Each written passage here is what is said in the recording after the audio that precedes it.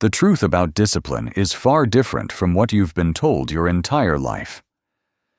Most people believe discipline is a personality trait. They think some individuals are simply born stronger, more focused, and more capable of following through than others. But what if that isn't true? What if discipline is not a trait at all, but a law, a hidden principle operating beneath every success, every failure, every habit, and every outcome in your life? For centuries, ancient philosophers, mystics, and great thinkers understood something that modern society rarely teaches. They knew that human behavior is governed by invisible forces, forces that shape attention, action, desire, and ultimately destiny. The tragedy is that most people spend their entire lives fighting symptoms while remaining blind to the cause. In this audiobook, you will discover why discipline feels impossible for so many people, the hidden laws that govern self-mastery, and the timeless principles that transform scattered effort into focused power. Because once you understand the true nature of discipline, you will never see yourself, or your potential, the same way again. Chapter 1. The Invisible Prison that controls most lives. Most people believe discipline is about motivation. They believe that somewhere out there exists a secret source of energy that disciplined people have somehow discovered. They think successful people wake up inspired, focused, driven, ready to conquer the day.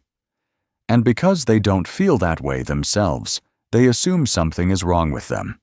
But that is the first illusion, the first misunderstanding, the first invisible chain. The truth is that most people do not suffer from a lack of motivation. They suffer from a lack of awareness. That's the hidden problem. That's the invisible prison. And until you understand it, discipline will always feel difficult, because you cannot control what you cannot see. Think about the average day. A person wakes up and immediately reaches for their phone. A notification appears, then another, then a message, then a video, then a recommendation, then another recommendation. Minutes become hours. Attention is pulled in 10 different directions before the day has even begun. And yet, most people never stop to ask a simple question. Who is actually in control? The answer is uncomfortable, because for many people, the answer is not me. The answer is impulse. The answer is habit. The answer is unconscious programming. You see, discipline is not the ability to force yourself to act. Discipline is the ability to remain conscious while everyone else drifts through life asleep. That is why awareness always comes first. Awareness of your thoughts. Awareness of your habits. Awareness of your reactions. Awareness of what captures your attention. Because what controls your attention controls your life. Repeat that to yourself. What controls your attention controls your life. If your attention belongs to distractions, your future belongs to distractions. If your attention belongs to fear, your future belongs to fear. If your attention belongs to endless entertainment, your future will reflect endless entertainment. Attention is not just focus. Attention is life itself. Where attention goes, energy follows. Where energy flows, results appear. Most people never realize this. They think their problem is laziness. It isn't. They think their problem is weakness. It isn't. Their problem is that they have surrendered control of the most valuable asset they possess, their attention, and because of that, they live reactively rather than consciously. This leads us to the second hidden force, the comfort trap. The mind naturally seeks comfort. This is not a flaw. It is part of survival. For thousands of years, conserving energy helped human beings stay alive. The brain learned to avoid unnecessary effort. The brain learned to pursue immediate rewards. The brain learned to escape discomfort whenever possible. The problem is that modern life exploits this tendency. Every distraction offers instant gratification. Every notification offers stimulation. Every shortcut promises convenience. And slowly, without realizing it, people become addicted to comfort. Not because they are weak, because they are unconscious. There is a difference. A person who consciously chooses rest is exercising wisdom. A person who unconsciously avoids challenge is surrendering power. That's the key. The path of least resistance rarely leads to greatness. The path of least resistance rarely leads to greatness. History proves it. No great artist became great through comfort. No great athlete became great through comfort. No great entrepreneur became great through comfort. Growth requires resistance. Strength requires resistance. Discipline requires resistance. Yet most people spend their lives avoiding exactly what would transform them. Think about the modern example. Someone wants to learn a valuable skill. They buy the course. They purchase the books. They make the plans. Then evening arrives. The television is easier. The social media feed is easier. The endless scrolling is easier. And because comfort wins the battle, another day passes unchanged. Then another. Then another. Years later, they wonder why life feels stagnant. The answer is simple. Comfort became a prison disguised as freedom. You have a choice. Every day, every hour, every moment. Comfort or growth. Comfort or discipline. Comfort or transformation. You have a choice. Now let's go deeper, because there is an even greater illusion at work. The illusion of freedom. Most people believe they are making conscious decisions, but often their habits are making the decisions for them. Consider someone who says they want financial freedom, yet every month they spend impulsively, or someone who says they want health, yet every day they ignore the behaviors required to achieve it, or someone who says they want focus, yet they constantly surrender attention to distractions. Are they truly choosing? Or are their habits choosing for them? This is where discipline begins.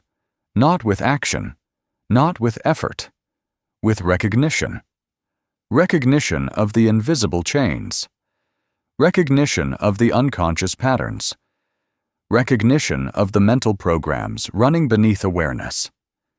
Many people spend years repeating the same cycle, the same excuses, the same reactions, the same outcomes. Then they wonder why nothing changes. But a pattern repeated for 10 years does not become truth simply because it is familiar. It remains a pattern, and patterns can be changed. That is one of the greatest hidden truths. You're not trapped by your past. You're trapped by unconscious repetition.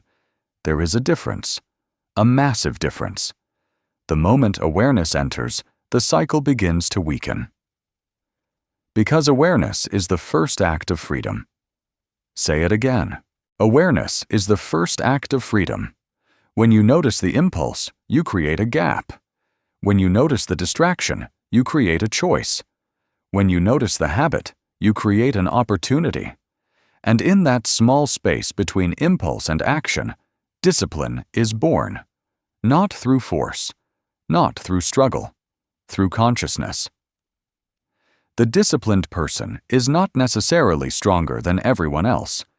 They are often simply more aware of their thoughts, more aware of their habits, more aware of where their attention is going, more aware of the consequences of today's actions. And because they are aware, they can choose. That is true freedom. Not doing whatever feels good. Not following every impulse. Not obeying every desire. Freedom is the ability to direct yourself. Freedom is the ability to choose your response. Freedom is the ability to govern your own mind. That is why discipline is not punishment. It is liberation. It is the process of escaping the invisible prison, the prison of distraction, the prison of comfort, the prison of unconscious habits. Most people never escape because they never realize the prison exists. But now you do. Now you can see it. And once something is seen clearly, it becomes impossible to ignore. Remember the principles of this chapter. What controls your attention controls your life.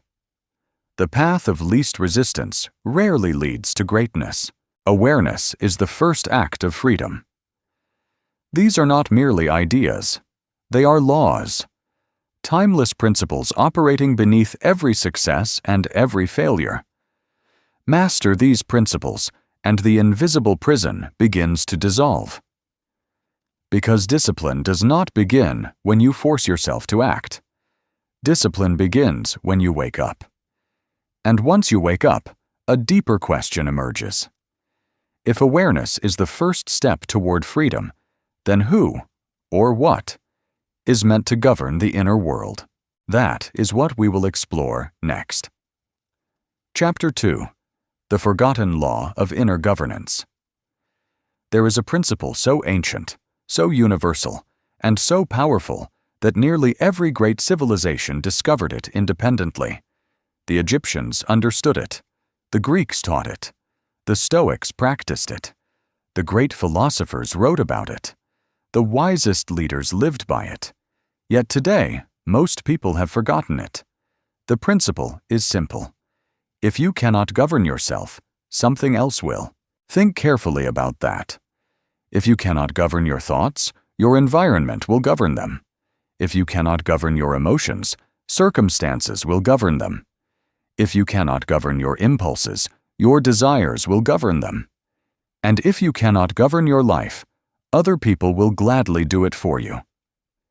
This is the forgotten law of inner governance, the law that separates the reactive from the powerful, the distracted from the disciplined, the follower from the creator. Most people spend their lives trying to control the world around them.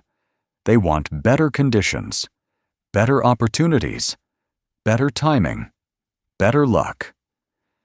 But the ancient teachers understood something different. They understood that true power never begins with controlling the outer world. It begins with governing the inner one. That is why the greatest battle you will ever fight is not against competitors, not against obstacles, not against circumstances. It is against your own lack of self-mastery. Because the person who cannot command himself will always be commanded by something else. He who rules himself needs no ruler. Remember that phrase. He who rules himself needs no ruler. A disciplined mind cannot easily be manipulated. A disciplined mind cannot easily be distracted. A disciplined mind cannot easily be controlled. And that is why self-governance has always been associated with freedom. Not political freedom, not financial freedom, inner freedom, the freedom to choose your response, the freedom to direct your attention, the freedom to remain calm when others panic, the freedom to continue moving when others quit. Look at the people who command respect in every field. The great athlete, the respected entrepreneur, the effective leader, the person everyone turns to during a crisis. What do they all have in common? It is not intelligence. It is not talent. It is not luck. It is composure. They remain centered while others become overwhelmed. They remain focused while others become distracted. They remain disciplined while others become emotional. That is self-governance in action. Consider a leader facing enormous pressure. Deadlines are approaching. Problems are multiplying. People are looking for answers. Most individuals would react emotionally. They would panic, blame, complain, avoid responsibility. But the leader who governs himself understands something. External chaos does not require internal chaos. That's the key. External chaos does not require internal chaos. The storm may exist around you. It does not have to exist within you. And this ability is not a gift. It is a discipline, a skill developed through conscious practice. Unfortunately, modern culture teaches the opposite. It teaches people to constantly react to notifications, react to headlines, react to opinions, react to emotions, react to circumstances. But reaction is not power. Reaction is surrender. Power begins when reaction ends. Power begins when awareness enters. Power begins when you decide that your mind belongs to you. You have a choice. Every moment. You have a choice. Now let's examine another hidden truth. Why do so many people fail to become disciplined even when they desperately want to? Because they seek external control instead of internal authority. They look for systems, apps, strategies, life hacks, productivity techniques, motivational videos, and while these tools can be useful, they are not the source of discipline. The source is identity. That is what most people miss. Discipline is not something you do. Discipline is someone you become. Read that again. Discipline is not something you do. Discipline is someone you become. This explains why so many resolutions fail. Every year, millions of people promise themselves change. They buy planners, create schedules, set ambitious goals. For a few weeks, enthusiasm carries them forward. Then the old habits return. The motivation fades. The system collapses. Why? Because identity remained unchanged. A person who sees themselves as undisciplined will eventually behave that way. A person who sees themselves as a victim will eventually act like one. A person who sees themselves as weak will continually look for evidence to support that belief. That is why external force rarely creates lasting transformation. Lasting discipline emerges when the inner image changes. When a person no longer says, "I am trying to be disciplined." Instead, they say, "I am a disciplined person." There is a profound difference. One describes effort. The other describes identity. One requires constant motivation. The other creates automatic behavior. Outer order follows inner order. Remember that phrase. Outer order follows inner order. Your routines reflect your beliefs. Your habits reflect your identity. Your results reflect your internal world. Change the root and the fruit changes naturally. But leave the root untouched, and no amount of external effort will produce lasting results. This leads us to perhaps the most important principle in this chapter: the hidden hierarchy within. Most people focus only on actions. They try to force different behavior. But behavior is the final link in a much deeper chain. The chain begins with thought. Thought creates emotion. Emotion influences action. Action creates results. Results shape destiny. That is the hierarchy. Thought, emotion, action, destiny. Most people attempt to change their destiny while ignoring the beginning of the chain. That is like trying to change the shadow without touching the object creating it. Impossible. The inner world creates the outer world. The inner world creates the outer world. The inner world creates the outer world. Look at someone trapped in negative thinking. Every challenge becomes proof that life is unfair. Every setback becomes evidence that success is impossible. Every failure becomes confirmation of inadequacy. Eventually, those thoughts create emotions: frustration, fear, doubt, resentment. Those emotions influence actions. The person procrastinates, avoids opportunity, refuses responsibility, stops trying. Then the results appear, and the results seem to confirm the original belief. A self-created prison, not built by circumstances, built by thought. This is why governing the mind is so important, because every external result can often be traced back to an internal cause. You cannot always control circumstances, but you can always begin with thought. You can always question assumptions. You can always challenge limiting beliefs. You can always choose a higher response. That is where power begins, not in controlling the world, in controlling yourself. The disciplined person understands this. They know that before they can govern money, they must govern desire. Before they can govern relationships, they must govern emotion. Before they can govern success, they must govern attention. Everything begins within.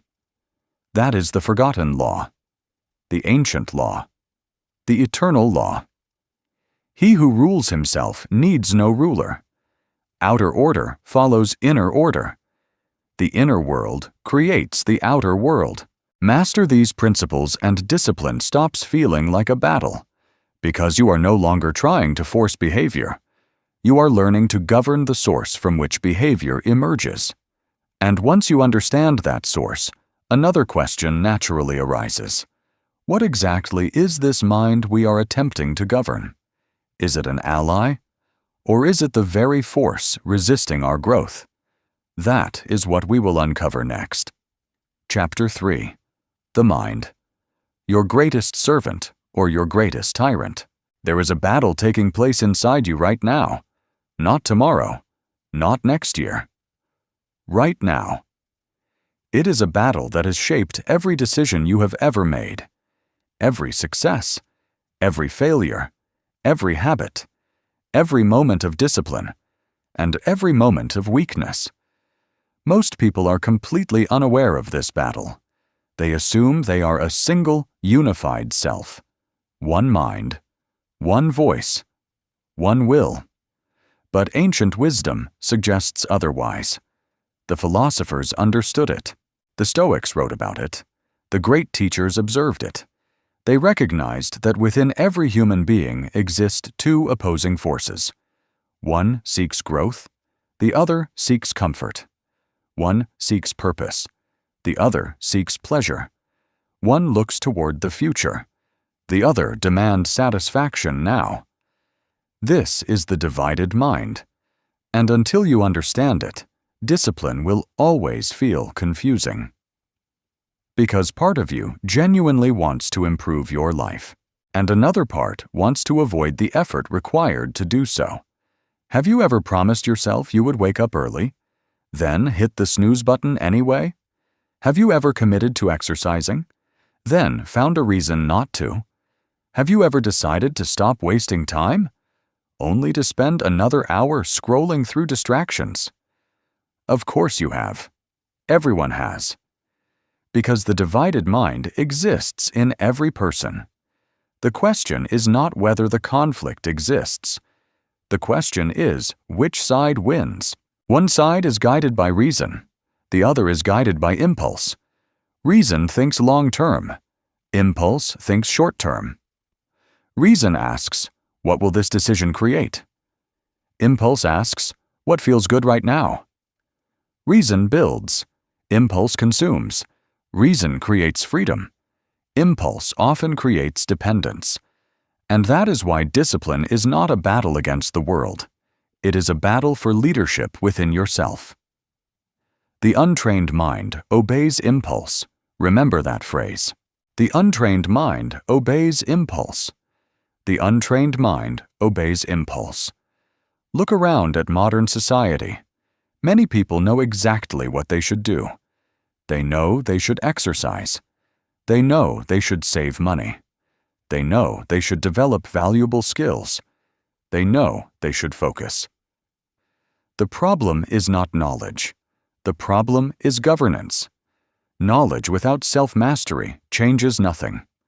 A person can know what is right and still repeatedly choose what is easy. Because instinct is driving the vehicle, while reason sits silently in the passenger seat.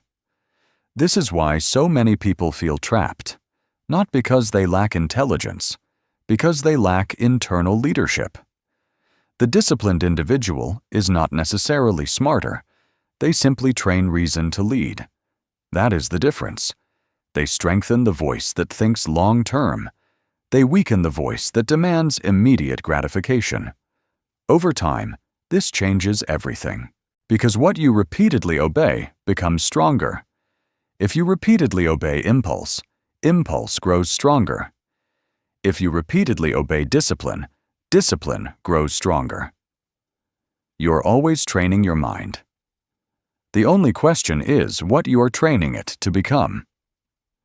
Now let us go deeper, because there is another force operating beneath your awareness, a force that influences nearly every decision you make. Mental programming. Most people believe they are thinking independently. In reality, many of their thoughts were installed long ago, installed by parents, teachers, culture, friends, past experiences, repeated messages, childhood environments. Without realizing it, people inherit beliefs, and those beliefs become invisible rules, rules that govern behavior, rules that determine possibility, rules that shape destiny. A child repeatedly told that success is difficult may grow into an adult who unconsciously avoids opportunity. A child repeatedly criticized may become an adult who constantly doubts themselves. A person surrounded by fear may learn to expect failure before success. Years pass, the beliefs remain. And because the beliefs remain, the behaviors remain. This is why two people can face the same opportunity and respond completely differently. One sees possibility, the other sees risk. One sees growth, the other sees danger. One takes action, the other hesitates. The external situation is identical. The internal programming is not. Every action follows a belief. Remember that phrase. Every action follows a belief. Every action follows a belief. If you believe you are capable, you act differently. If you believe you are powerless, you act differently. If you believe discipline is part of your identity, you behave differently. This is why changing behavior without examining beliefs rarely works. People attempt to force new actions while maintaining old assumptions. They attempt to create a new future using an outdated mental blueprint, and eventually they return to familiar patterns, because behavior follows belief. Always. Consider the person who secretly believes success belongs to other people. They may never say it out loud, yet the belief operates beneath the surface. When opportunity appears, they hesitate. When challenges arise, they quit. When success becomes possible, they self-sabotage. Not because they lack ability, because their internal programming tells them success is not for them. The belief becomes the limitation. The limitation becomes behavior. The behavior becomes reality.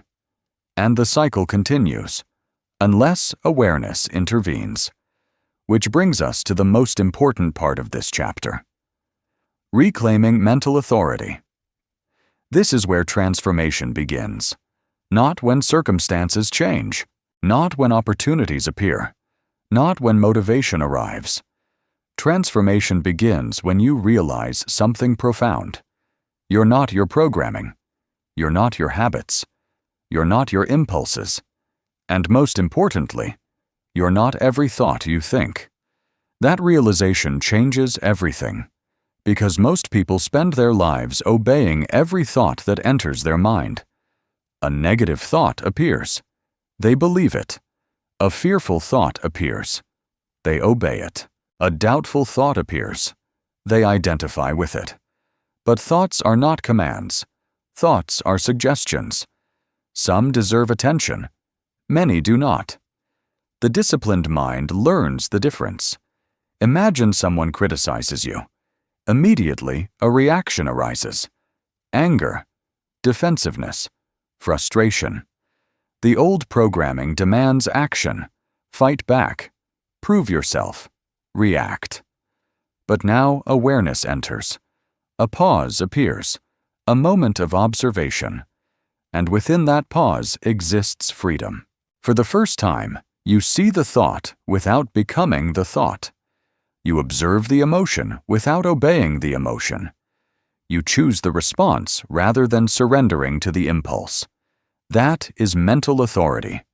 That is self-governance. That is discipline.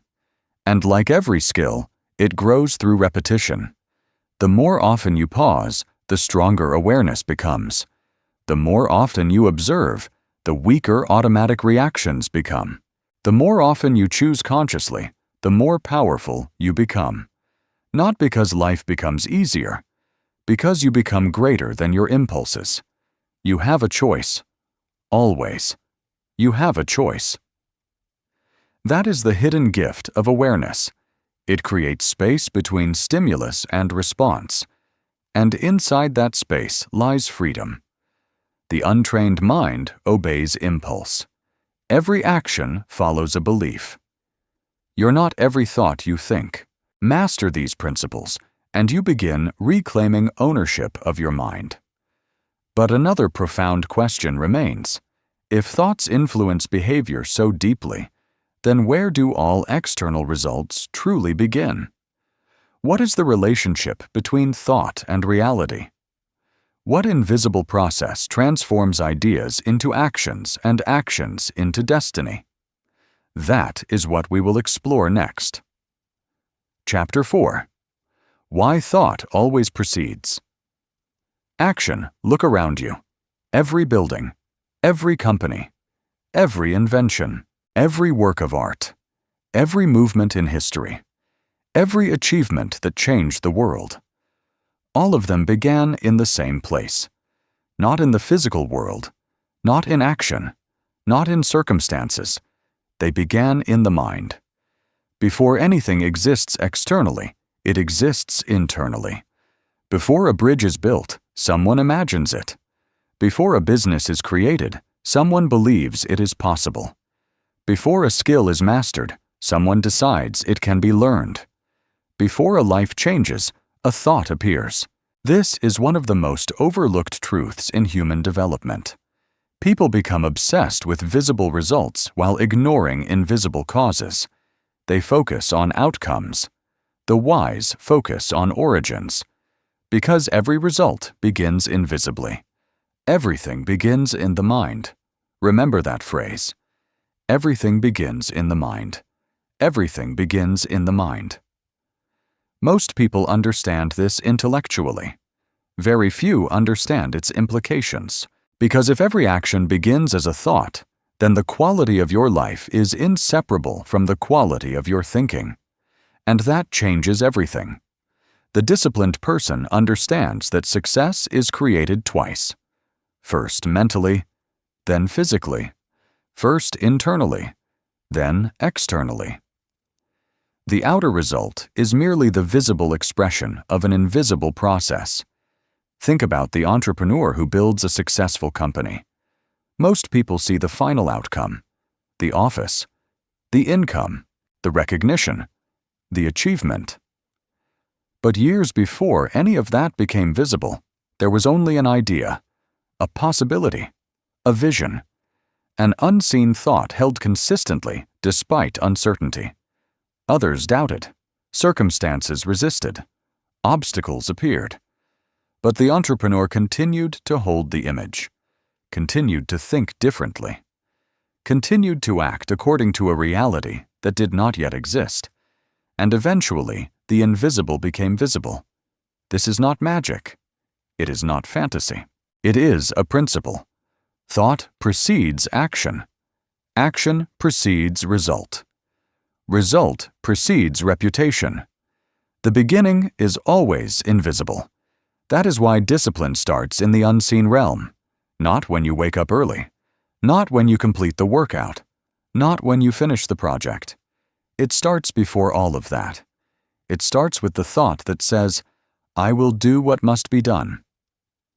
Every disciplined action is first an internal decision. Every victory is first won in the mind. That is the key. Most people wait for external evidence before changing their thinking. Disciplined people change their thinking before evidence appears. That is why they often seem different. They see possibilities where others see obstacles. They see opportunities where others see limitations.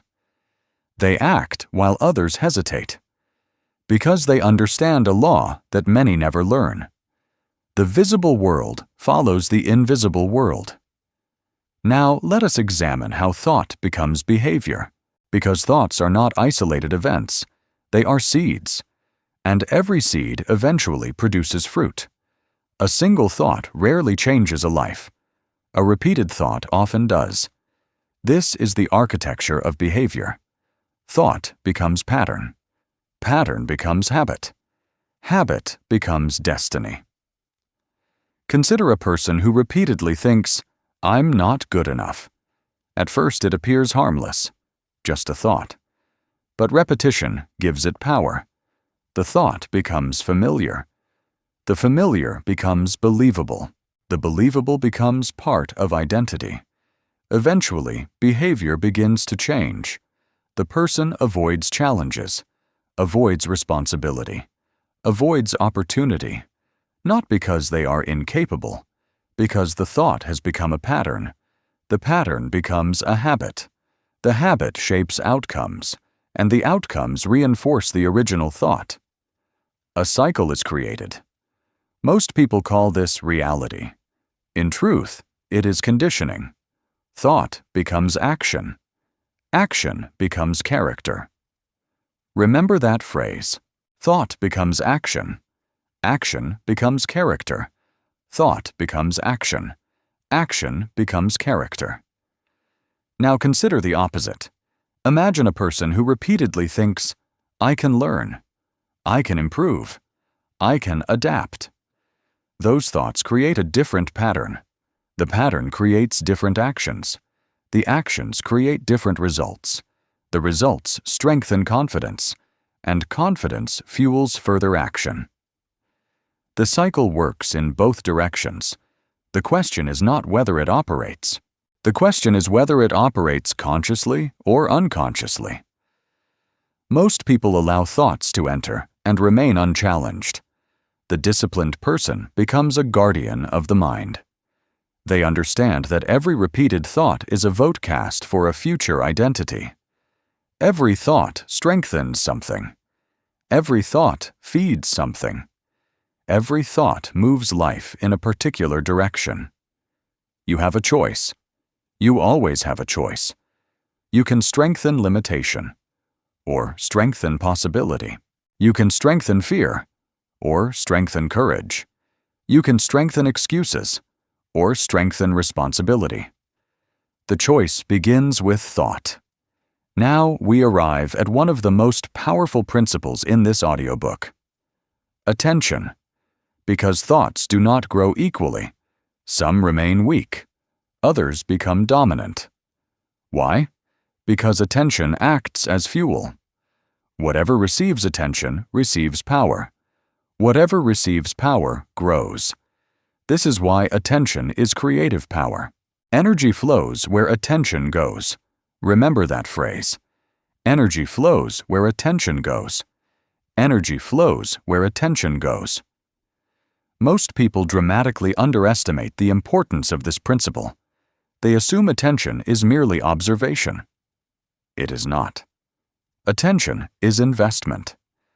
Every moment of attention is a transfer of life energy. You're literally investing your life into whatever you focus upon. Think about that. Every minute spent worrying strengthens worry. Every minute spent complaining strengthens complaint.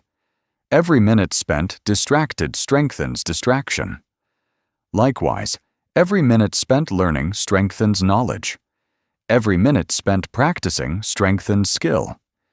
Every minute spent focusing strengthens discipline. Attention is not passive. Attention is creative. It shapes the structure of the mind itself. This is why modern distractions are so dangerous. Never before in history has human attention been under constant attack. Notifications, alerts, messages, videos, advertisements, algorithms competing for awareness every second of the day. Most people do not lose productivity because they lack intelligence. They lose productivity because their attention has become fragmented. A distracted mind becomes a weak mind. A weak mind struggles to maintain discipline. A weak mind becomes vulnerable to impulse. Imagine trying to build a house while abandoning the project every 5 minutes. Progress would be impossible. Yet many people treat their attention exactly this way. They begin a task. A notification appears. They shift focus. Another distraction arrives. They shift again. Hours pass. Energy disappears. Little is accomplished. And they wonder why discipline feels difficult. The answer is simple. They are attempting to build concentration while practicing distraction. The two cannot coexist. The disciplined person protects attention fiercely, not because they are obsessive, because they understand its value. They know that attention is life. Attention is creation. Attention is destiny. What controls your attention controls your future. That is why discipline is not merely about behavior. It is about directing consciousness itself. Every day you are planting seeds through thought. Every day you are watering those seeds through attention. Every day those seeds are growing into future actions, and future actions are becoming future results. Everything begins in the mind. Thought becomes action. Action becomes character. Energy flows where attention goes. Master these principles, and you begin to see life differently. You begin to recognize that outcomes are rarely accidents. They are often the visible consequences of invisible patterns. But this realization introduces a deeper question. If thoughts create patterns, and attention gives those patterns power, can the mind itself be deliberately transformed? Can fear become courage? Can weakness become strength? Can impulse become discipline? The ancient teachers believed it could, and they developed a process for doing exactly that. That process is what we will explore next. Chapter 5. The Ancient Art of Mental Transmutation. There is a common misunderstanding about discipline. Most people believe discipline means fighting against yourself.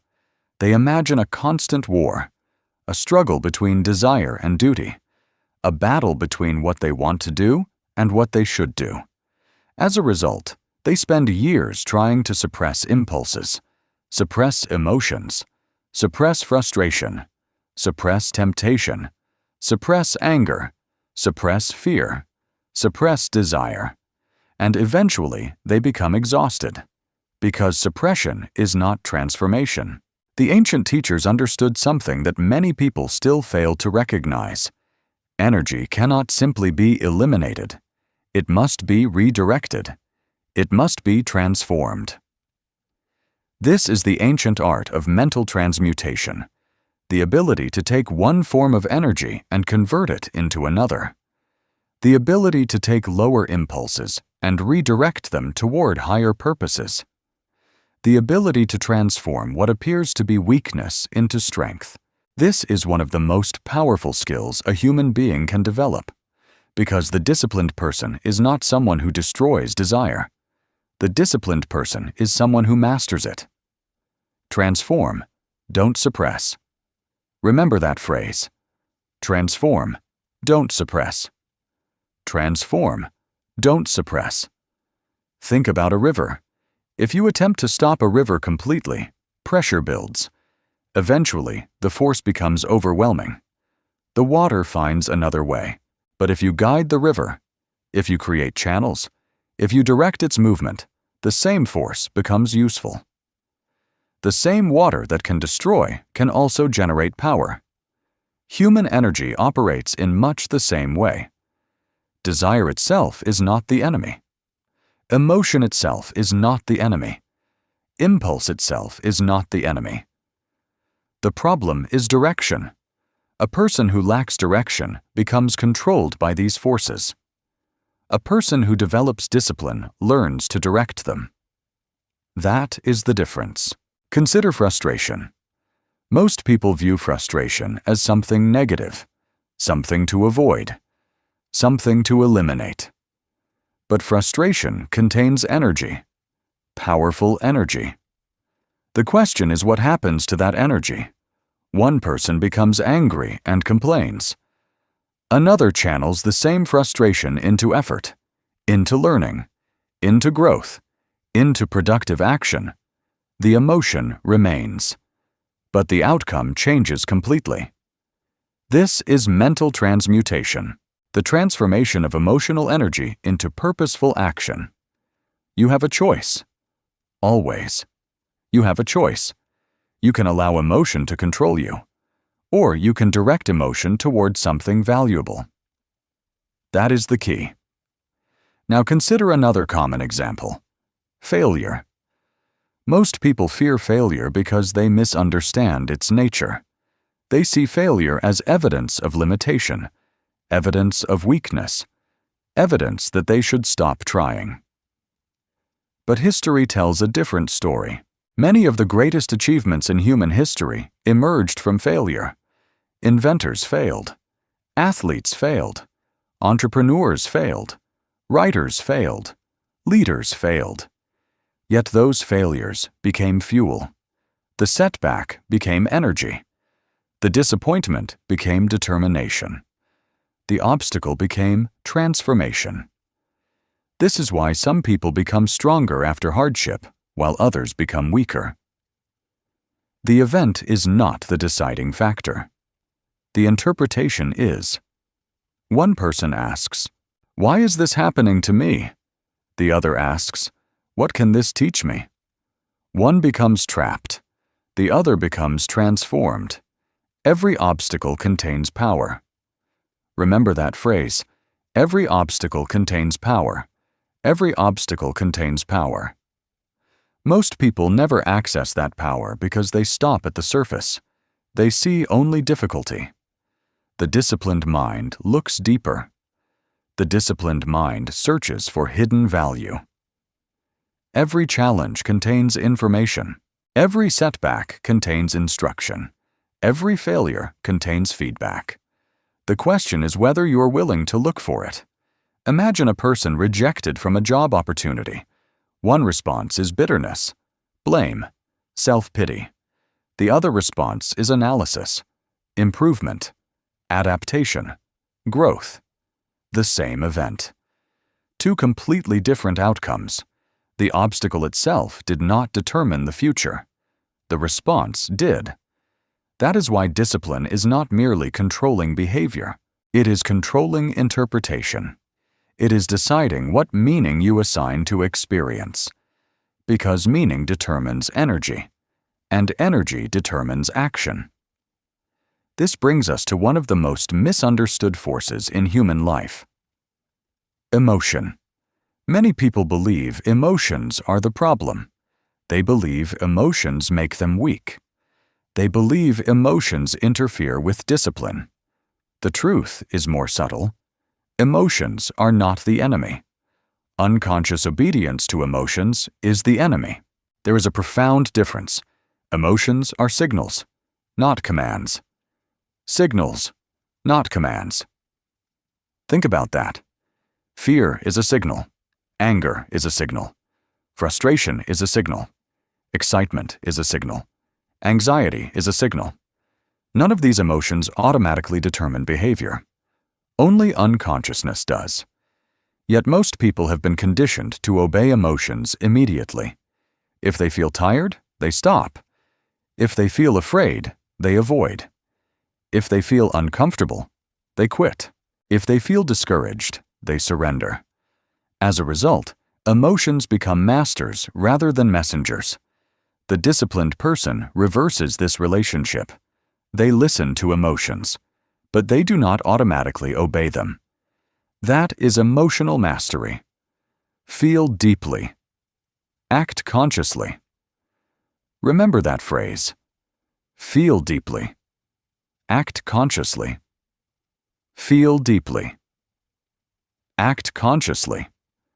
The goal is not emotional numbness. The goal is emotional intelligence. The goal is awareness. A disciplined individual still experiences fear. They simply refuse to be ruled by it. They still experience frustration. They simply direct it constructively. They still experience doubt. They simply continue moving forward despite it.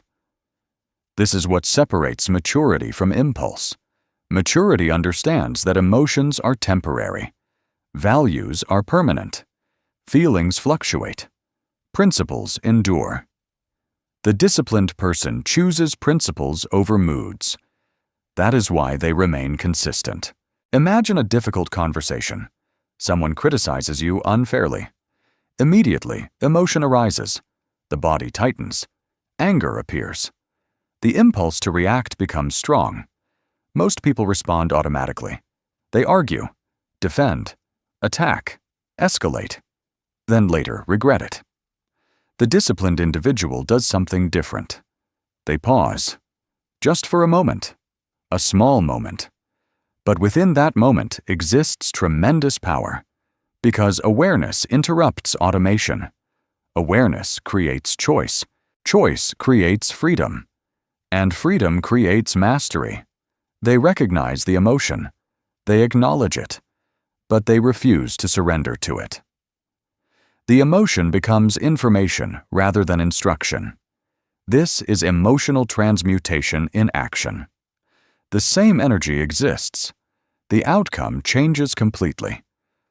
Over time, this ability transforms every area of life. Relationships improve. Decisions improve. Productivity improves. Confidence improves. Because confidence is not the absence of emotion. Confidence is trust in your ability to govern emotion. That is true strength, not domination of others, domination of self, not control of circumstances, control of response, not elimination of challenge, transformation through challenge. Transform, don't suppress. Every obstacle contains power. Feel deeply. Act consciously. These principles reveal one of the greatest secrets of discipline.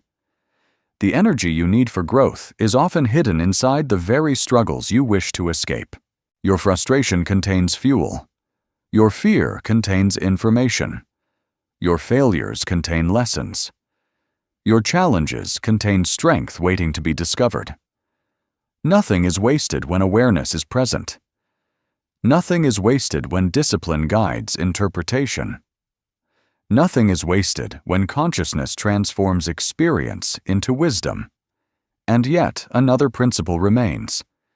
If thoughts create behavior, and emotions can be transformed into power, what determines the outcomes we ultimately experience?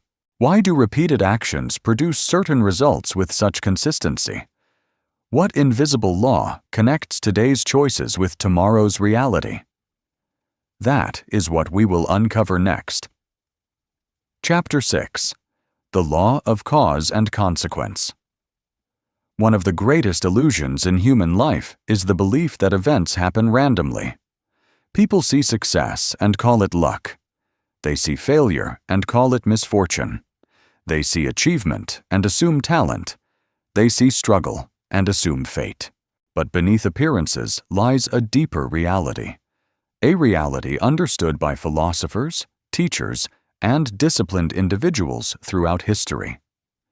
Nothing happens by accident. Every outcome has a history. Every result has a chain of causes. Every effect emerges from something that came before it. This is the law of cause and consequence, a principle so simple that many overlook it, a principle so powerful that it shapes every aspect of life.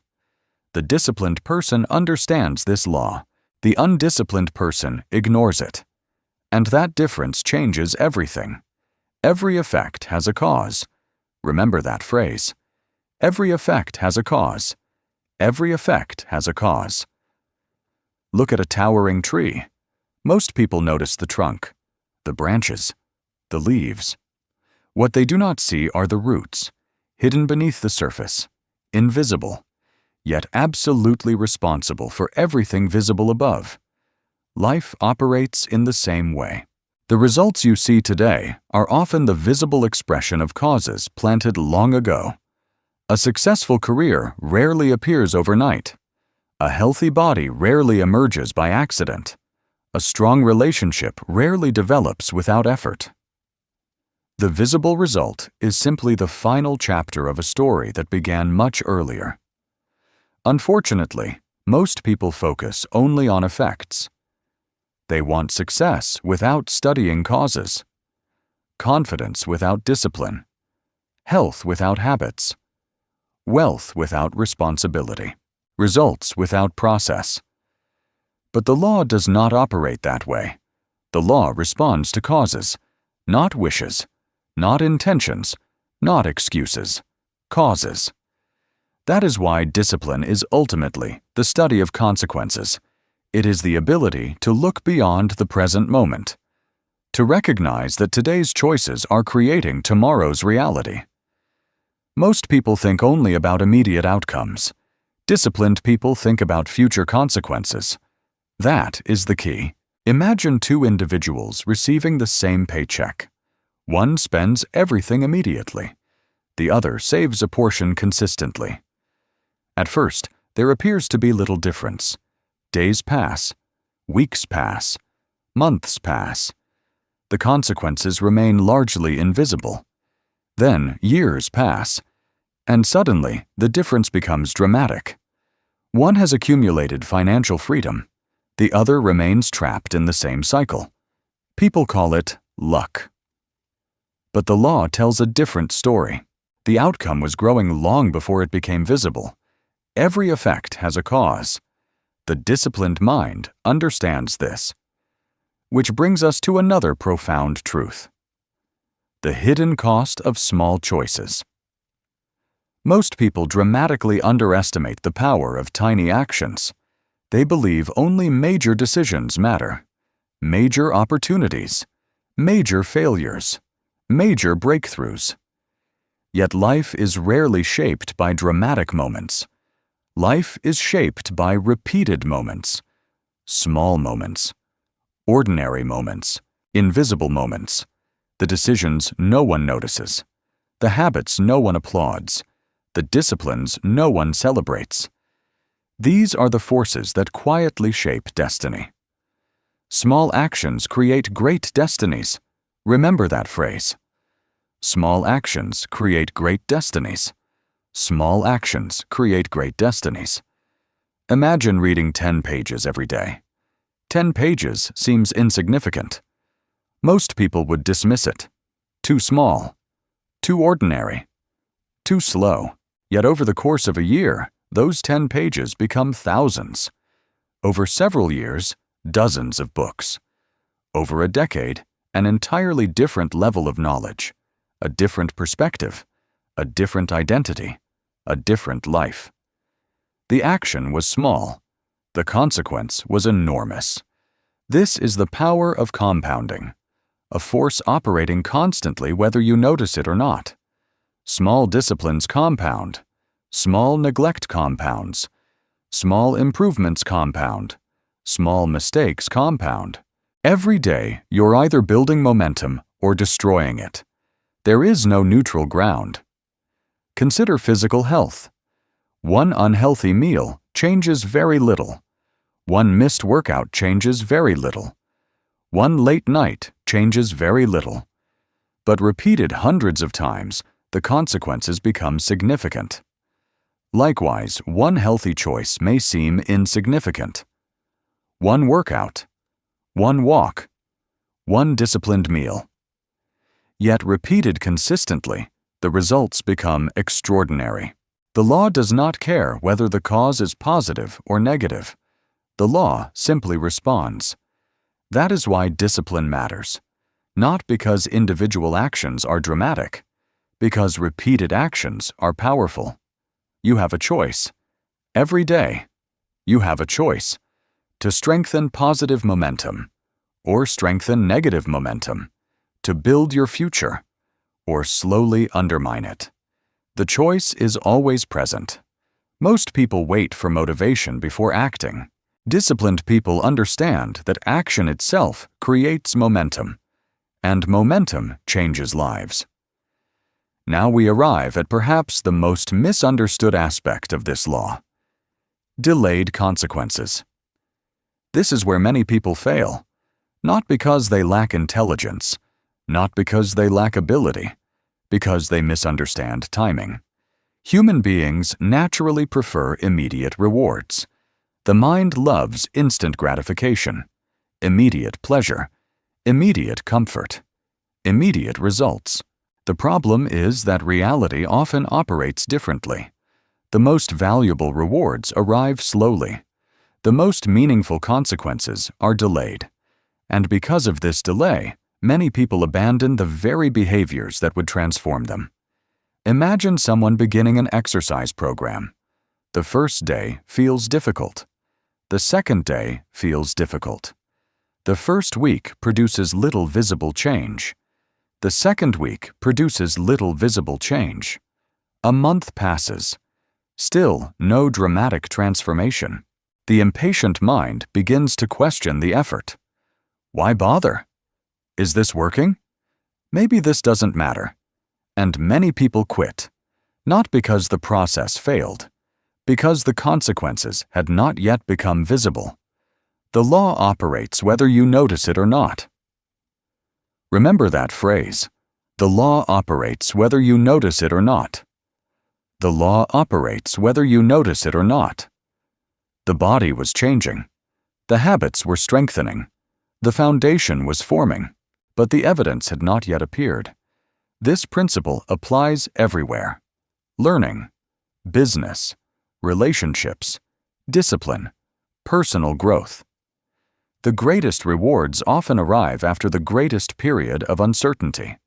That is why disciplined individuals develop faith in the process, not blind belief. Practical trust. Trust in principles. Trust in causes. Trust in consistent action. They understand that invisible progress is still progress. A seed beneath the soil appears inactive, yet growth is occurring. Roots are developing. Foundations are forming. Preparation is happening. Then, one day, the visible breakthrough appears. Most people celebrate the breakthrough. Few appreciate the invisible process that made it possible. This misunderstanding causes tremendous frustration.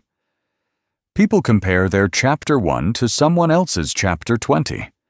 They see results without seeing causes, effects without history, success without sacrifice. And because they misunderstand the process, they become discouraged. The disciplined person thinks differently. They understand that every result has roots. Every achievement has a history. Every transformation has causes. Therefore, they focus on causes, not outcomes, on process, not applause, on action, not immediate evidence. This mindset creates tremendous freedom. Because you stop obsessing over results you cannot immediately control. Instead, you focus on causes you can control today: your habits, your choices, your attention, your effort, your discipline. And once causes improve consistently, effects inevitably follow. That is the law. Every effect has a cause. Small actions create great destinies. The law operates whether you notice it or not. These principles reveal something profound. The future is not created in a single moment. It is created through countless causes accumulating over time. Every thought plants a seed. Every action strengthens a pattern. Every choice contributes to a consequence. The question is no longer whether the law is operating. The question is whether you are using it consciously. Because once you understand that every result emerges from causes, another realization becomes unavoidable. If your future is being shaped by your choices, then who is ultimately responsible for the direction of your life? At what point do excuses lose their power? At what point does responsibility become freedom? That is what we will explore next. Chapter 7. The moment you stop being a victim. There comes a moment in every transformation when a person faces a choice. Not a choice about goals, not a choice about habits, not even a choice about discipline. A deeper choice. A choice about responsibility. This moment is often uncomfortable because it requires abandoning one of the most seductive habits in human nature, the habit of blaming something outside yourself, blaming circumstances, blaming other people, blaming bad luck, blaming the economy, blaming your upbringing, blaming your past, blaming the system, blaming anything that allows you to avoid confronting the truth. And the truth is this: personal power begins where excuses end. That statement is difficult for many people to accept, not because it is false, because it is demanding, because it removes the comfort of helplessness, because it eliminates the luxury of waiting for rescue. Yet every great transformation begins with this realization. Responsibility creates power. Remember that phrase. Responsibility creates power. Responsibility creates power. Many people misunderstand responsibility. They hear the word and think of blame. They imagine guilt, judgment, self-criticism, punishment. But true responsibility has nothing to do with blame. Responsibility is empowerment. Responsibility means recognizing your ability to respond, your ability to choose, your ability to influence the direction of your life. Blame focuses on the past. Responsibility focuses on the future. Blame asks, "Whose fault is this?" Responsibility asks, "What will I do next?" That is the difference. One creates weakness, the other creates strength. Imagine two people facing the same obstacle. Both lose a job unexpectedly. Both experience uncertainty. Both feel fear. The first person spends months blaming circumstances, blaming the company, blaming the economy, blaming fate. The second person experiences the same disappointment but asks a different question. What skills do I need to develop? What can I learn from this? What action can I take today? The situation is identical.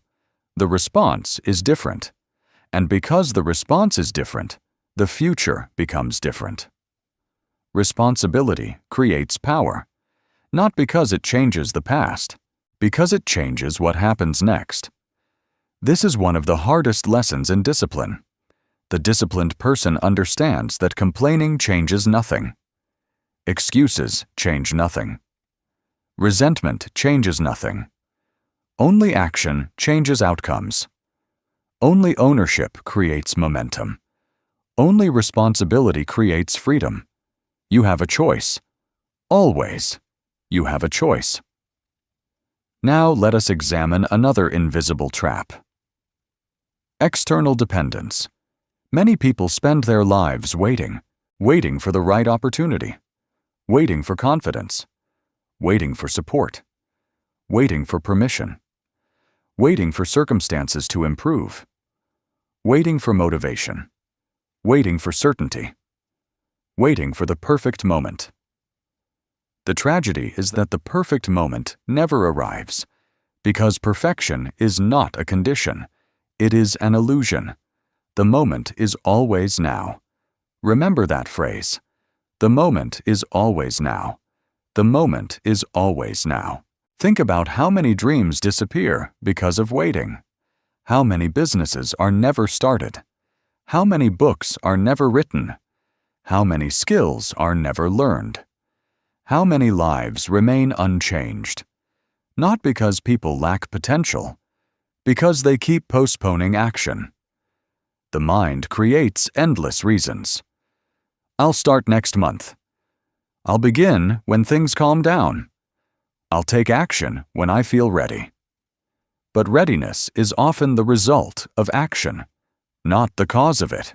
Confidence grows through movement. Clarity grows through action. Strength grows through effort. Yet many people reverse the process. They wait for confidence before acting, when confidence is actually created by acting. This is why discipline requires independence, not isolation. Independence, the ability to move forward without waiting for external validation, the ability to learn without permission, the ability to improve without applause, the ability to act without guarantees. Consider someone who wants to develop a valuable skill. Today, knowledge is more accessible than at any time in human history. Books exist. Courses exist. Information exists. Yet countless people remain stuck. Why? Because they are waiting. Waiting for the ideal teacher. Waiting for the ideal circumstances. Waiting for someone to tell them they are ready.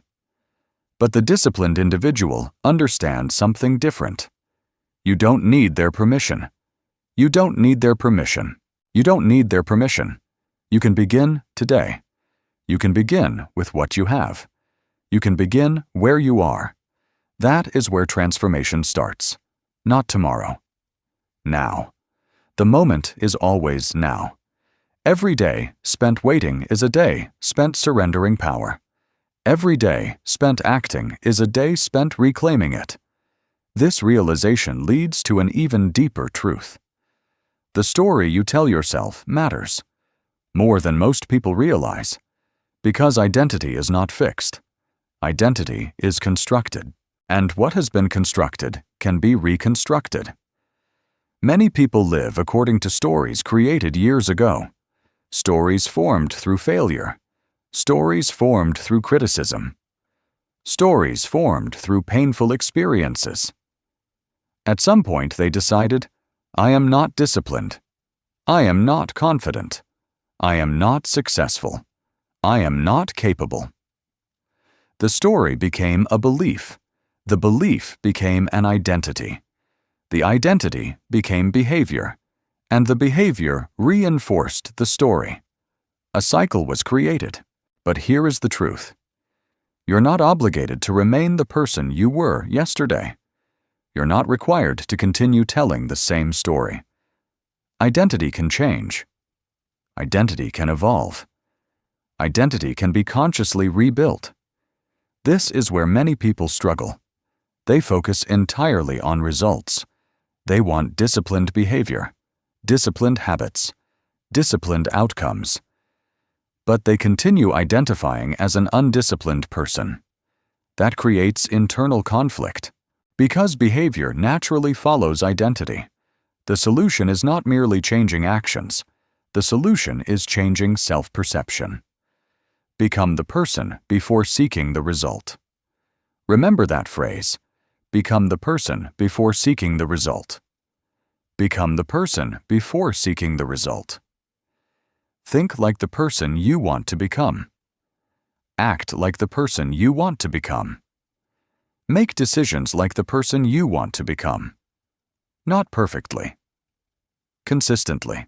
Every disciplined action becomes evidence. Every completed commitment becomes proof. Every act of self-control strengthens identity. Gradually, the old story weakens.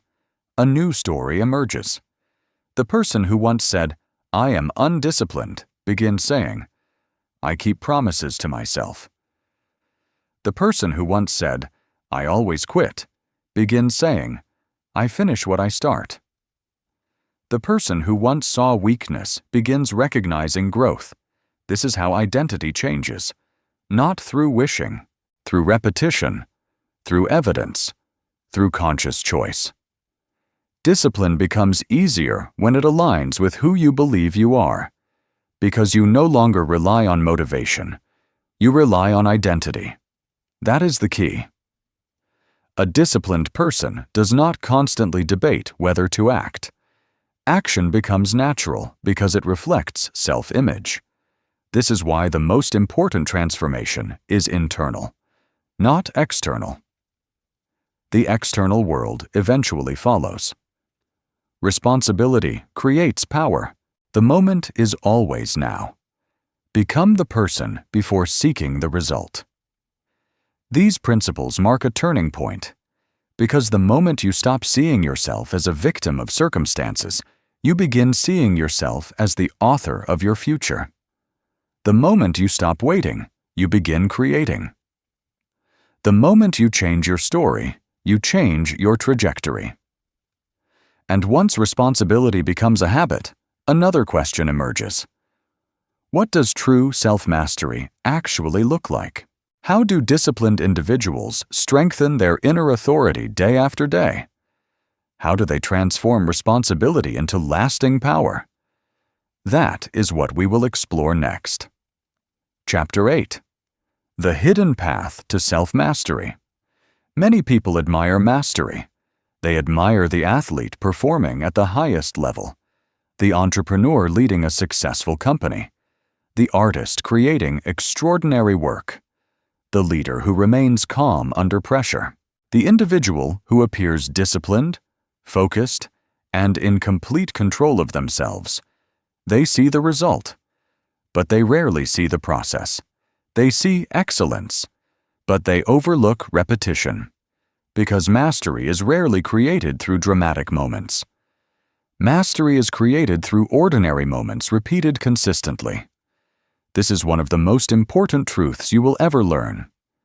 Excellence is not an event. It is a habit. And habits are built through repetition.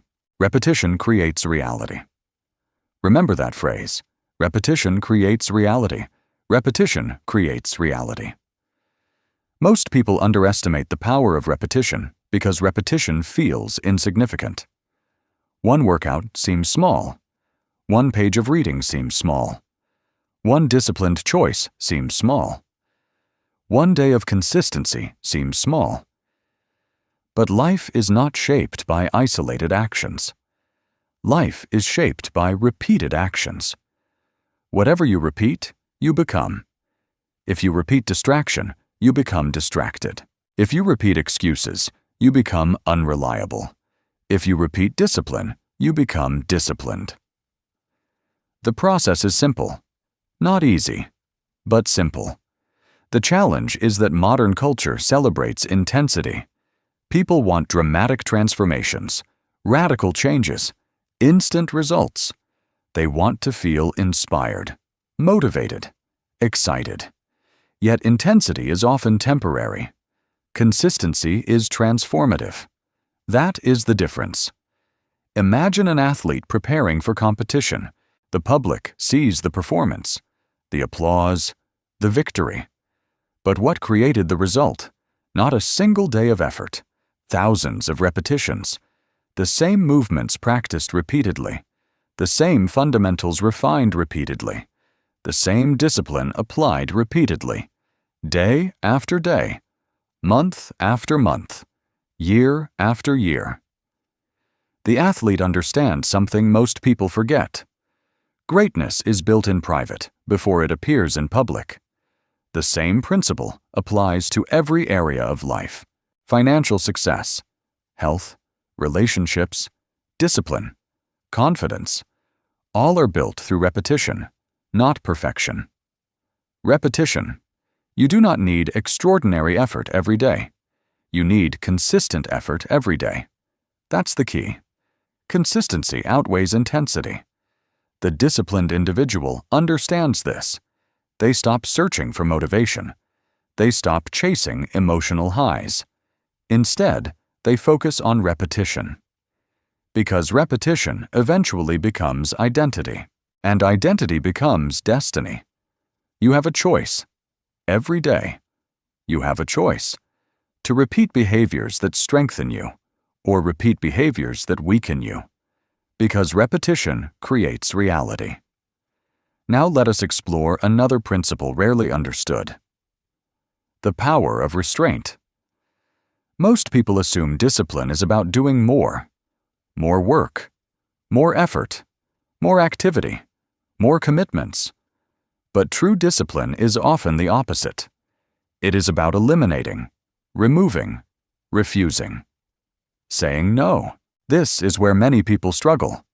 Because saying yes feels productive. Saying yes feels generous. Saying yes feels exciting. Yet every yes contains a hidden no. Every commitment consumes time. Every distraction consumes energy. Every unnecessary obligation consumes attention. And attention is limited, which means discipline requires selection. The disciplined person understands that focus is impossible without exclusion. Power grows through restraint. Remember that phrase, power grows through restraint. Power grows through restraint.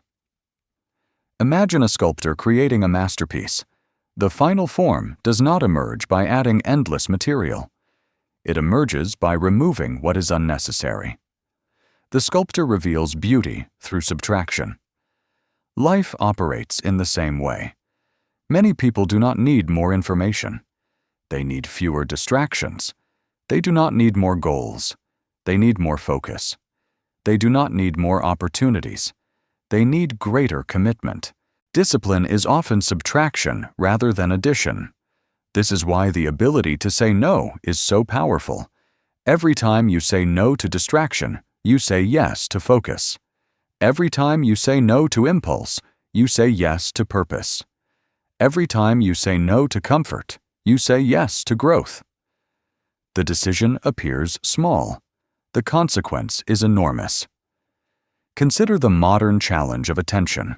A person sits down to complete meaningful work. Within minutes, a notification appears. A message arrives. A video recommendation appears. The temptation to shift focus emerges. Most people obey. The disciplined individual pauses. They recognize the distraction. Then they choose. Not because resisting is easy, because the outcome matters more. This is restraint, not suppression. Selection. Choosing what deserves your attention. Choosing what deserves your energy. Choosing what deserves your life. Because every distraction carries a hidden cost. Time lost. Energy lost. Momentum lost. Potential lost. The disciplined person understands that protecting focus is an act of self-respect. They guard attention because they understand its value. Power grows through restraint. The ability to say no creates the ability to say yes to what truly matters. This brings us to the final principle of self-mastery: building internal strength. Many people want confidence. They search for it constantly. They read about it, talk about it, think about it. Yet confidence remains elusive. Why? Because confidence is not created through positive thinking alone. Confidence emerges from self-trust, and self-trust is earned. Remember that phrase, self-trust is earned. Self-trust is earned. Self-trust is earned. Think about any meaningful relationship. Trust develops when words and actions align. Promises are kept. Consistency is demonstrated. Reliability is proven. The same principle applies internally. You develop trust in yourself the same way, by keeping promises to yourself. This is one of the most overlooked aspects of discipline. Every commitment matters, not because of the task itself, because of the message it sends. When you make a promise and keep it, you strengthen self-trust. When you repeatedly abandon commitments, you weaken self-trust. Over time, these experiences accumulate. A person who consistently follows through begins to trust themselves. A person who repeatedly quits begins to doubt themselves. The difference is not talent. It is evidence. Confidence is evidence-based. Imagine someone deciding to walk for 20 minutes every day. The action itself appears insignificant, but something deeper is happening. Every completed walk becomes proof. Proof of reliability. Proof of commitment. Proof of discipline. The person begins seeing themselves differently, not because of a dramatic transformation, because of accumulated evidence. This is how self-mastery develops, one promise kept at a time, one disciplined action at a time, one act of consistency at a time. The strongest individuals are not necessarily the most talented. They are often the people who trust themselves most, because they have repeatedly demonstrated that they will act regardless of mood, regardless of convenience, regardless of difficulty. That is true strength, not domination over others. Reliability within yourself. The ability to depend on your own word. The ability to trust your own commitments. The ability to act according to principles rather than feelings. That is self-mastery. Repetition creates reality. Power grows through restraint. Self-trust is earned. These principles reveal the hidden path that all disciplined people eventually discover. Mastery is not built through extraordinary moments. It is built through ordinary moments repeated with intention, through protecting attention, through eliminating distractions, through honoring commitments, through choosing growth over comfort. Day after day, year after year. And once self-mastery begins to develop, a new challenge appears. How do you apply these principles consistently in the real world?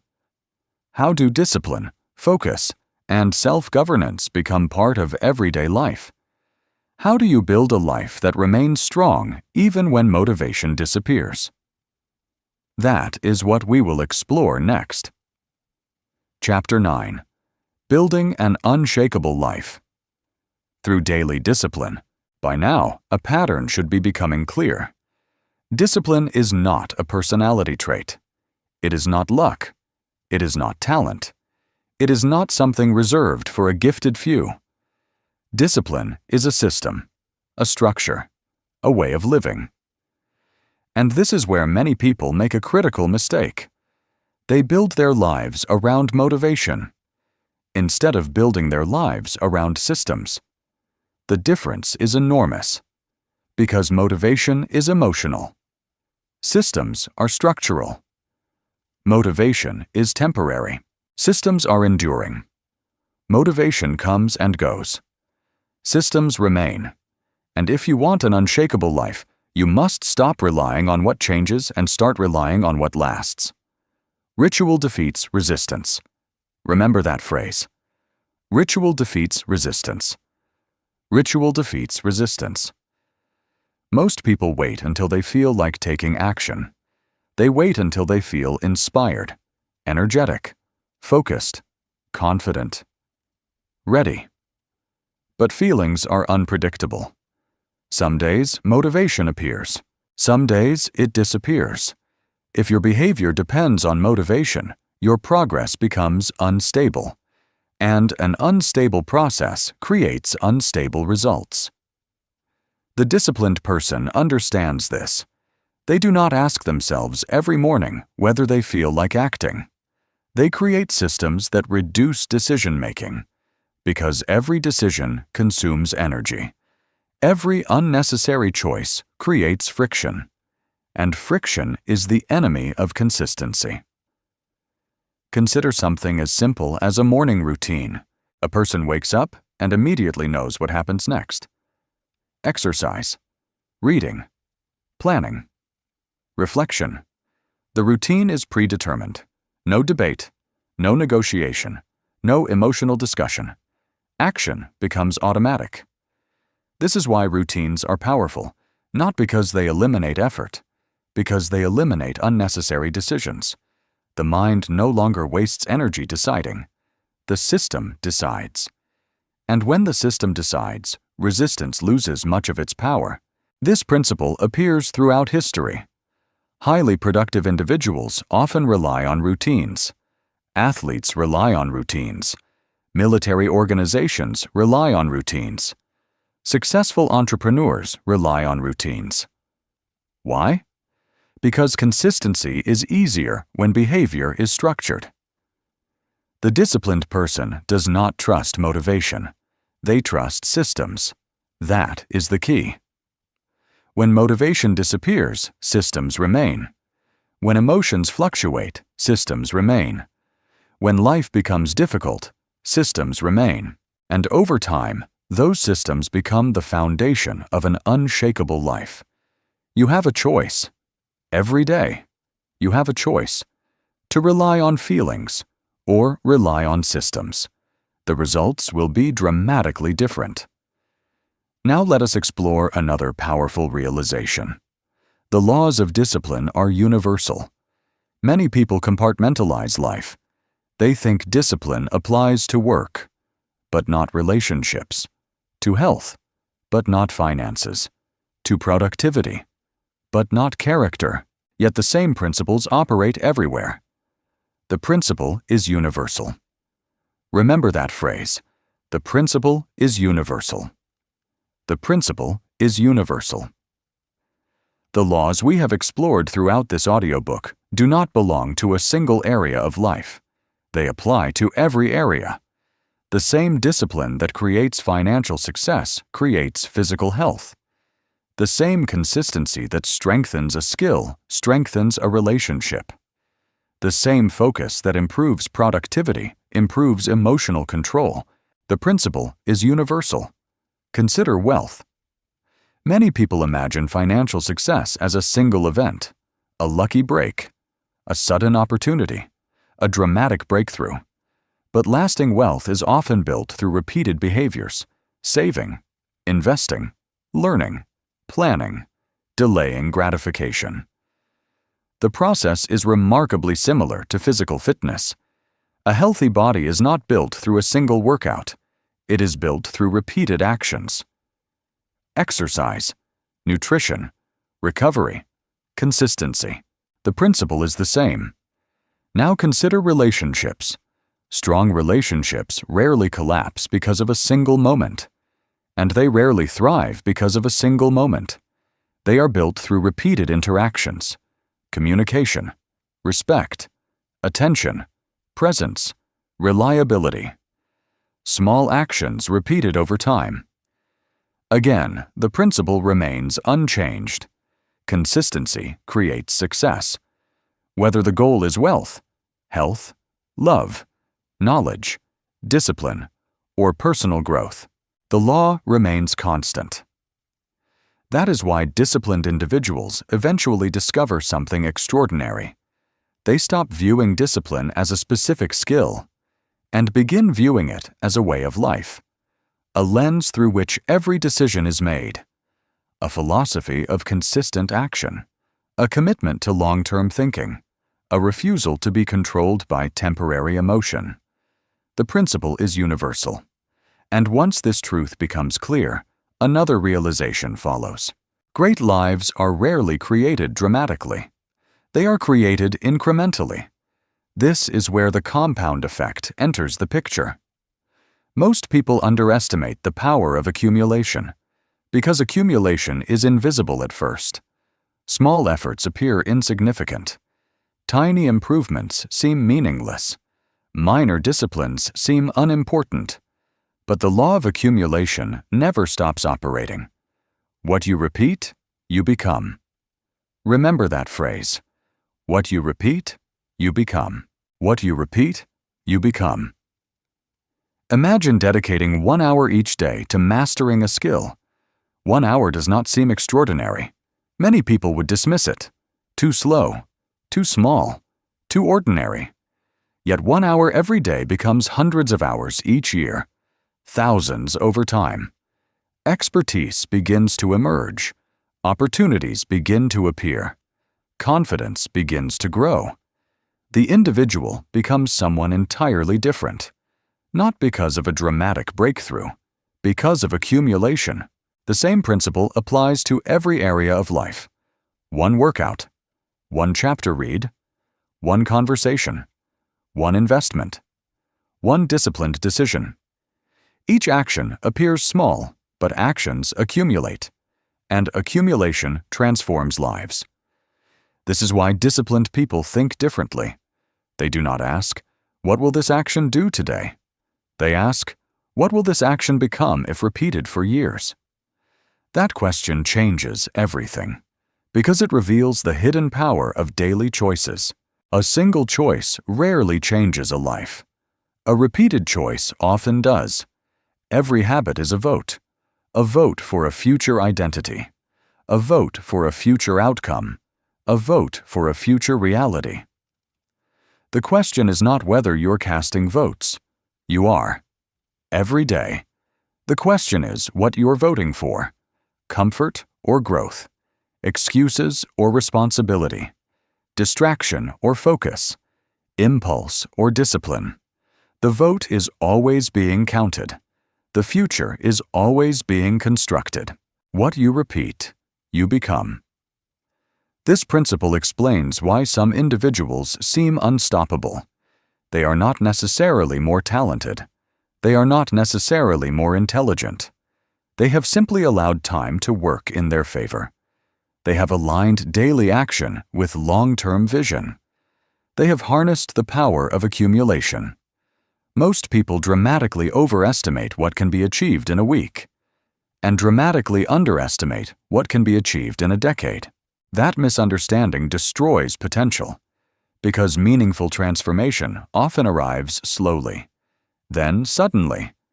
One day, the results become visible: the confidence, the skill, the health, the wealth, the wisdom, the success. Others call it luck.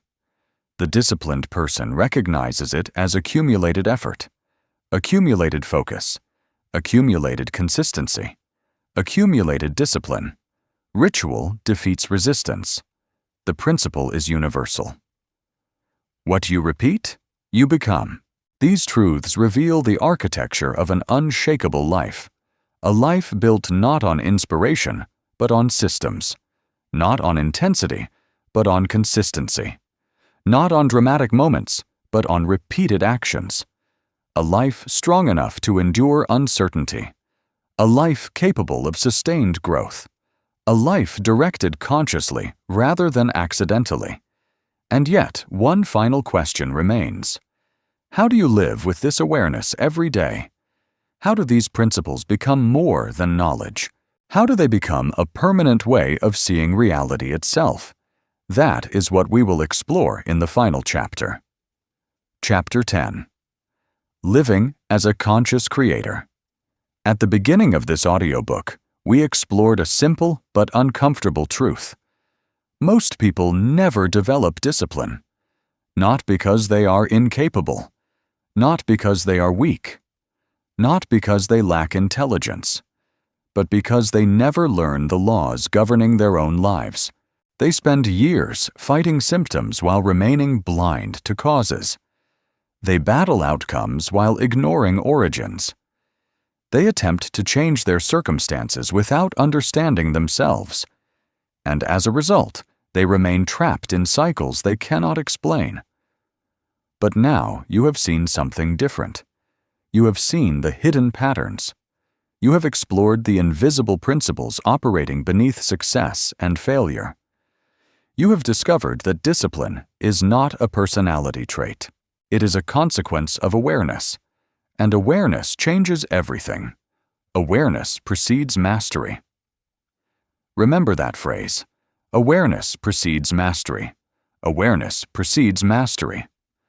Most people move through life unconsciously. They react rather than respond. They drift rather than direct. They follow impulses rather than principles. And because they do not recognize the forces shaping their behavior, they often feel powerless. But the moment awareness enters, the game changes. The moment awareness enters, choice appears. And where choice exists, power exists. This is why understanding principles is so important. Because principles reveal patterns. Patterns reveal causes. And causes reveal opportunities for transformation. Consider someone who has spent years reacting emotionally to criticism. Each negative comment triggers frustration, defensiveness, anger. The reaction feels automatic, almost inevitable. But through awareness, something remarkable happens. The individual begins noticing the process. They observe the emotional trigger. They recognize the impulse. They witness the reaction before it occurs. And in that moment, a new possibility emerges. Choice. For the first time, they can consciously decide how to respond, not because the emotion disappeared, because awareness appeared. This is mastery, not the absence of emotion, not the elimination of difficulty. The ability to remain conscious while experience unfolds, the ability to choose response over reaction, the ability to direct rather than drift. Awareness precedes mastery. The more clearly you see, the more effectively you can act. The more effectively you act, the more powerfully you shape your future. This realization transforms the way you see life itself. Because life begins to appear less random, less chaotic, less mysterious. You start recognizing patterns. You see causes creating effects. You see habits creating outcomes. You see attention creating reality. You see responsibility creating power. You begin seeing the laws, and once you see them, you cannot unsee them. Now let us explore what it means to live intentionally. Because awareness without action changes very little. Knowledge without application remains potential. Understanding without implementation remains theory. The disciplined individual goes further. They translate awareness into action. They transform understanding into behavior. They build lives deliberately. Every day becomes an opportunity to shape destiny. That is the difference. Most people treat days casually. Disciplined people treat days carefully, because they understand that days become weeks, weeks become years, years become lives, and lives become legacies. The future is not created someday. It is being created today. Through today's thoughts, today's choices, today's habits, today's actions. The moment is always now. And because the moment is always now, conscious living becomes essential. Nothing changes until awareness changes. Remember that phrase. Nothing changes until awareness changes. Nothing changes until awareness changes. This principle applies everywhere. A person cannot improve financial habits until they become aware of spending patterns. A person cannot improve health until they become aware of daily behaviors. A person cannot improve relationships until they become aware of communication habits. Awareness always comes first. Transformation always follows. That is why conscious creators design their environments intentionally. They do not leave growth to chance. They understand that environments influence behavior.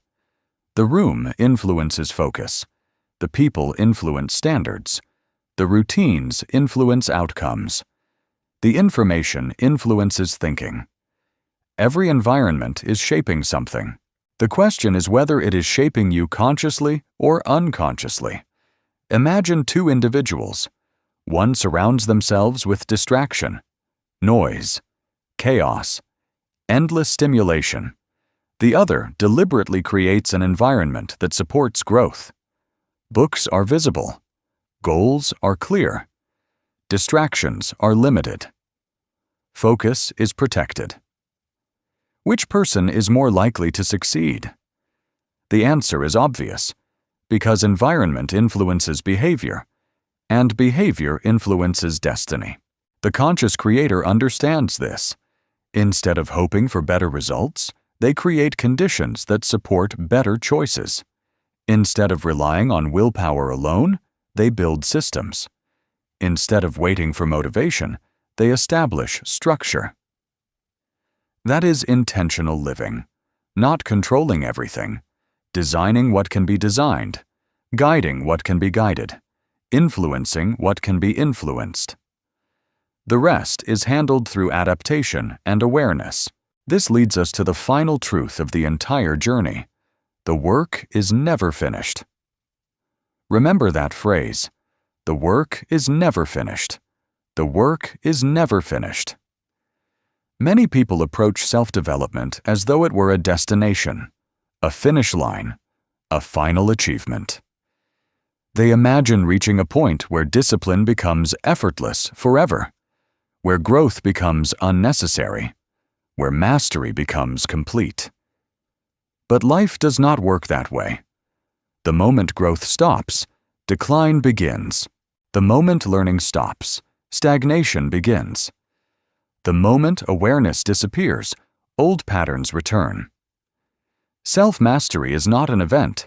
It is a practice, a lifelong practice. The disciplined person understands this.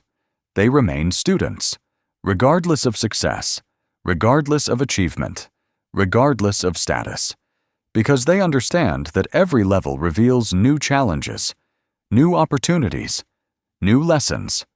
The athlete continues training. The entrepreneur continues learning. The leader continues growing. The master continues refining. Not because they are incomplete, because growth itself has become part of who they are. This is one of the most liberating realizations imaginable. You do not need perfection. You need progress. You do not need flawless discipline. You need consistent awareness. You do not need to become someone else. You need to become more conscious of who you already are. The work is never finished. And that is not a burden. It is a gift, because it means growth remains available. Learning remains available. Transformation remains available. Every day offers another opportunity to practice, another opportunity to improve, another opportunity to align thought, action, and purpose. You have a choice. Always, you have a choice. The principles explored throughout this audiobook are not abstract theories. They are living realities. They operate every day, whether you notice them or not. Your attention is shaping your future. Your habits are shaping your identity. Your actions are shaping your destiny. The laws continue operating. The question is whether you will participate consciously, because the ultimate purpose of discipline is not achievement. It is freedom. Freedom from impulse. Freedom from distraction. Freedom from unconscious living. Freedom to direct your own life. That is what it means to become a conscious creator. Not someone who controls every outcome, but someone who consciously governs their thoughts, their attention, their habits, their actions, and through that governance, influences the direction of their destiny. Awareness precedes mastery. Nothing changes until awareness changes. The work is never finished. These are the final lessons, the final principles, the final invitation. The choice, as it has always been, remains yours. You have now encountered a truth that many people spend their entire lives overlooking. Discipline is not a gift bestowed upon a fortunate few. It is not a personality trait. It is not a mysterious force that appears when motivation is high. It is the natural result of understanding and aligning yourself with certain timeless principles. You have seen the invisible prison of unconscious habits. You have explored the forgotten law of inner governance. You have learned that the mind can become either a servant or a tyrant. You have discovered that thought precedes action, that action creates consequence, and that consequence eventually becomes destiny. You have seen that transformation begins the moment responsibility is accepted. And perhaps most importantly, you have learned that every act of discipline is ultimately an act of self-creation.